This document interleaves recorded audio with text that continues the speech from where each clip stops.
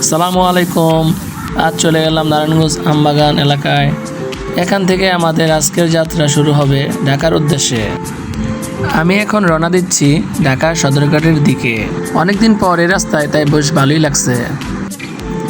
রাস্তার ধারের দৃশ্যগুলো দেখতে দেখতে আমরা এগিয়ে চলছি।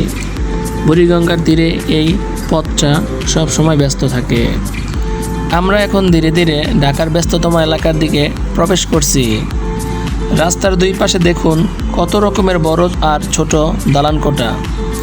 পুরনো ঢাকার এই গলি আর দালানকোঠার মাঝ দিয়েই সদরঘাটের দিকে যাওয়ার এই অভিজ্ঞতাটা একদমই অন্যরকম।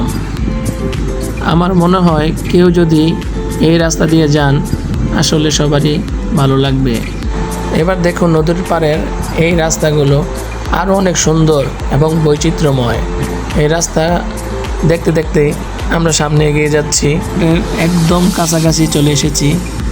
এখানে মানুষের কোলাহল আর বিশাল বিশাল সব লঞ্চের সারি দেখে বোঝা যাচ্ছে আমরা ঢাকার প্রধান নদীর বন্দরে পৌঁছে গেছি।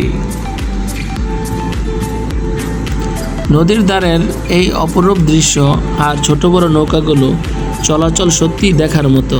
নারায়ণগঞ্জ থেকে ঢাকা যাওয়ার এই পথটাতে প্রাকৃতিক এক অন্যরকম সৌন্দর্য খুঁজে পাওয়া যায়। দেখতে দেখতে সদরঘাটের খুব কাছেই চলে এসেছি।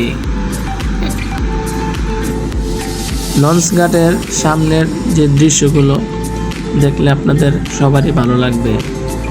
এখন আমরা ভিতরে যাব।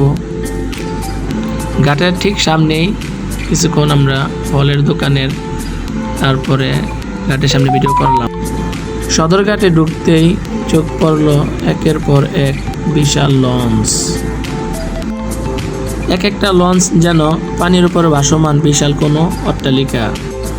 এখানে দেখুন কত রকমের লঞ্চ দাঁড়িয়ে আছে। ভোলা, বরিশাল বা পটুয়াখালীর উদ্দেশ্যে ছেড়ে যাওয়ার অপেক্ষায় থাকা এই বিশাল লঞ্চগুলো সদরঘাটের প্রাণ। এই বিশালতা না দেখলে আসলেই বিশ্বাস করা যায় না। অবশেষে আমাদের যাত্রা এখানে শেষ হলো।